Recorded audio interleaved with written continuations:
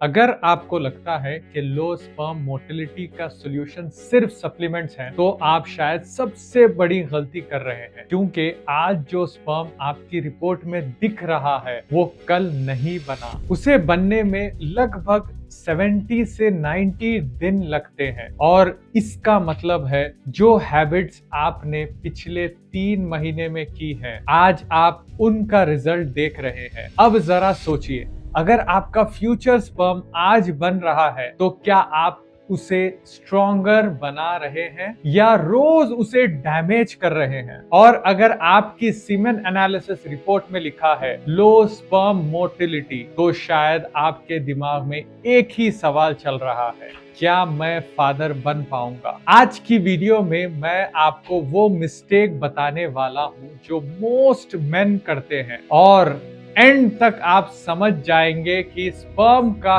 काम सिर्फ जिंदा रहना नहीं है, स्पर्म का काम एग तक पहुंचना भी है। और कई बार प्रॉब्लम स्पर्म की क्वांटिटी नहीं, उसकी जर्नी होती है। मैं हूं Syed Sajjad, naturopath, holistic fertility expert, और कुछ वक्त पहले मेरे पास एक कपल आए। शादी को 3 साल हो चुके थे। वाइफ का रिपोर्ट ऑलमोस्ट नॉर्मल था, ओव्यूलेशन हो रहा था, हार्मोन्स ठीक थे, लेकिन प्रेगनेंसी नहीं हो रही थी। फिर सीमेन एनालिसिस हुआ और वहां पहली बार पता चला लो स्पर्म मोटिलिटी। हस्बैंड ने सीधा मुझसे पूछा, मेरे स्पर्म तो है, फिर प्रॉब्लम क्या है? और मैंने कहा, भाई, रेस में पार्टिसिपेंट्स होना और फिनिश लाइन तक पहुंचना दोनों अलग अलग बातें हैं। अगर स्पर्म एग तक ही नहीं पहुंच पाया तो प्रेगनेंसी कैसे होगी? और यही से उनकी फर्टिलिटी जर्नी का टर्निंग पॉइंट शुरू हुआ। सबसे पहले एक बात समझिए, स्पर्म काउंट और स्पर्म मोटिलिटी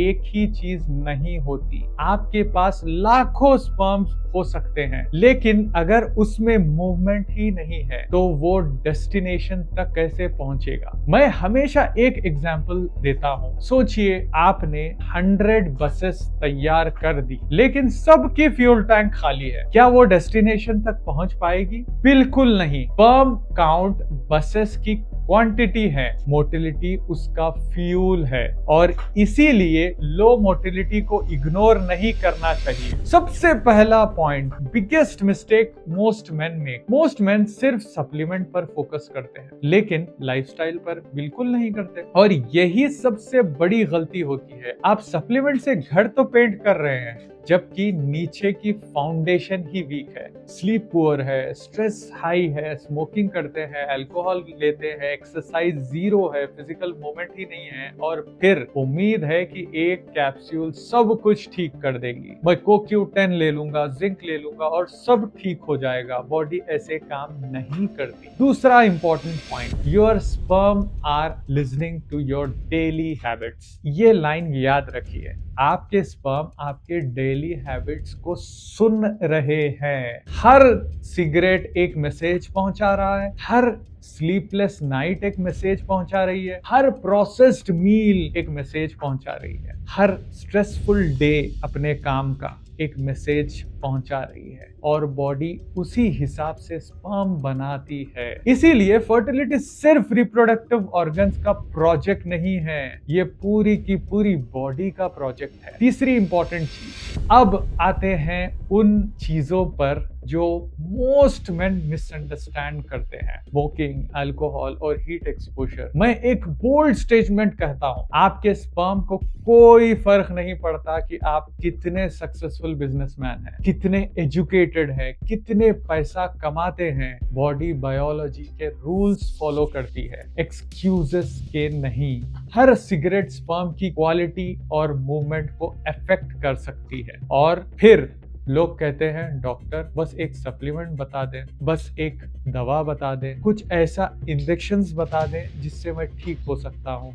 सप्लीमेंट क्या करेंगे जब रोज नुकसान भी चल रहा है वैसे ही। अब अल्कोहल की बात करते हैं। लोग कहते हैं, मैं तो सिर्फ वीकेंड पर पीता हूँ, मैं तो बस ओकेशनल ड्रिंकर हूँ। लेकिन फर्टिलिटी के लिए बॉडी अटेंडेंस नहीं देखती, बॉडी इम्पैक्ट देखती है। और फिर आता है सबसे इग्नोर्ड फैक्टर, हीट। जी हाँ, टेस्टिकल्स बॉडी के बाहर क्यों होते हैं? ऊपर वाले ने टेस्टिकल्स को बाहर, रिप्रोडक्टिव ऑर्गन को बाहर क्यों पैदा किया और फीमेल रिप्रोडक्टिव ऑर्गन को अंदर क्यों पैदा किया? क्योंकि स्पर्म प्रोडक्शन को बॉडी टेम्परेचर से थोड़ा कम टेम्परेचर चाहिए होता है और हम क्या करते हैं? लैप पे रख देते हैं, गाड़ी में घंटों बैठ जाते हैं, टाइट अंडरवेयर्स पहनते हैं और प्रोलॉन्ग सिटिंग पे होते हैं, डेस्क जॉब्स में 8-8 घंटे बिना उठे बिना मूवमेंट करे होते हैं, हर वक्त बॉडी हीट ट्रैप करना। फिर कहते हैं डॉक्टर मेरी रिपोर्ट अचानक खराब कैसे हो गई? अचानक नहीं हुई, बॉडी सिग्नल्स पहले से दे रही है, बस हम समझते नहीं है। चौथा इंपॉर्टेंट पॉइंट, हिडन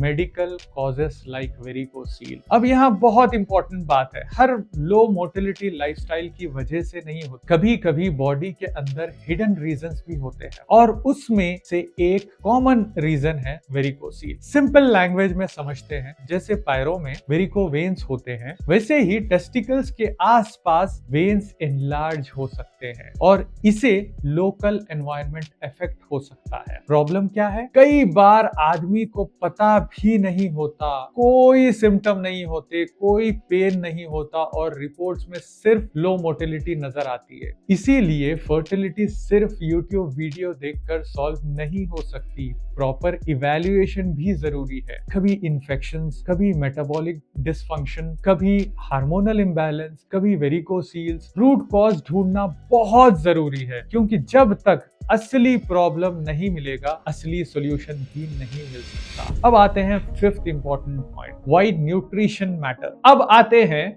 उस चीज पर जो रोज आपकी प्लेट में होती है और रोज आपकी फर्टिलिटी को या तो सपोर्ट करती है या तो सैबोटेज करती है। मैं फर्टिलिटी को फार्मिंग की तरह देखता हूँ। अगर जमीन ही कमजोर हो तो बीज कितना भी अच्छा हो, रिजल्ट लिमिटेड होगा। बॉडी को स्पर्म बनाने के लिए रॉ मटेरियल चाहिए, प्रोटीन चाहिए, माइक्रोन्यूट्रिएंट चाहिए, मिनरल्स चाहिए, हेल्दी फैट्स चाहिए और जब डाइट में प्रोसेस्ड फूड और शुगरी फूड्स से ज्यादा भरा होता है तो बॉडी सर्वाइवल मोड में चली जाती है। सर्वाइवल मोड और रिप्रोडक्शन मोड एक साथ नहीं चल सकते, इसीलिए real food, colourful fruits, colourful vegetables, quality proteins, hydration, ये सब बोरिंग लग सकते हैं, लेकिन बायोलॉजी को बोरिंग चीजें ही पसंद है। अब मैं आपको पूरी वीडियो का सबसे पावरफुल कॉन्सेप्ट बताने वाला हूं, द 90 डेज रूल। आज जो स्पर्म आपकी रिपोर्ट में दिख रहे हैं वो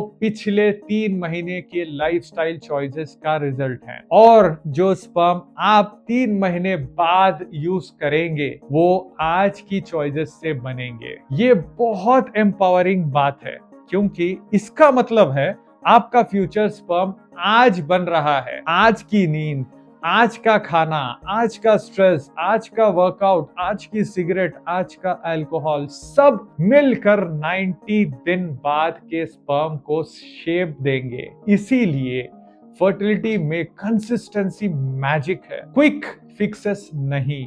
अब देखते हैं मेन सबसे बड़ी गलती क्या करते हैं। मोस्ट मेन फर्टिलिटी को वुमेन्स का इश्यू समझते हैं। मैं रिपीट कर रहा हूं, मोस्ट मेन फर्टिलिटी को वुमेन्स इशू समझते हैं, लेकिन प्रेगनेंसी 2 लोगों का प्रोजेक्ट होता है, सिर्फ एक का नहीं। कई कपल सालों तक सिर्फ फीमेल पार्टनर की टेस्टिंग करते हैं, लेकिन सीमेन एनालिसिस तक नहीं करवाते और जब रिपोर्ट आती है तो असली पिक्चर सामने आती है। अगर आप हस्बैंड हैं तो याद रखिए, आप सिर्फ सपोर्ट सिस्टम नहीं है, आप प्रोसेस का 50% है। अगर आज आपकी रिपोर्ट में लो मोटिलिटी लिखा है तो मैं चाहता हूं आप एक काम करें, खुद को ब्लेम करना बंद करें, लेकिन रेस्पॉन्सिबिलिटी लेना शुरू करें अभी से। दोनों में बहुत फर्क होता है। ब्लेम आपको वीक बनाता है, रेस्पॉन्सिबिलिटी आपको पावरफुल बनाती है। आपकी रिपोर्ट परमानेंट आइडेंटिटी नहीं है, एक स्नैपशॉट है, एक फीडबैक है, एक सिग्नल है। आज से सोचिए, मैं अपने फ्यूचर चाइल्ड के लिए कैसे एनवायरनमेंट क्रिएट कर रहा हूं, क्योंकि फादर बनना सिर्फ प्रेगनेंसी टेस्ट पॉजिटिव होने से शुरू नहीं होता। फादर बनना उस दिन शुरू होता है जब एक आदमी अपनी हेल्थ की रेस्पॉन्सिबिलिटी लेना शुरू करता है। याद रखिए, लो स्पर्म मोटिलिटी का मतलब लो होप नहीं होता, लेकिन लो स्पर्म मोटिलिटी को इग्नोर करना एक बड़ी गलती हो सकती है। आज की वीडियो का सबसे बड़ा लेसन ये है, आपका फ्यूचर स्पर्म आज बन रहा है, और जो आदमी अपनी हेल्थ को ट्रांसफॉर्म करने के डिसीजन आज लेता है वो सिर्फ अपनी फर्टिलिटी इंप्रूव नहीं कर रहा, वो अपनी फ्यूचर जनरेशन के फाउंडेशन को स्ट्रांग बना रहा है। और शायद इसीलिए फर्टिलिटी सिर्फ बेबी पैदा करने का सफर नहीं है, ये खुद को बेहतर बनाने का सफर है। अगर आपने यहाँ तक वीडियो देखी है तो कमेंट कीजिए आई चूज बेटर हेल्थ, और डॉक्टर ताहिरा खालिदी को सब्सक्राइब करना मत भूलिए। मैं आपसे नेक्स्ट वीडियो में मिलूंगा। Thanks for watching this video. Wish U a good health.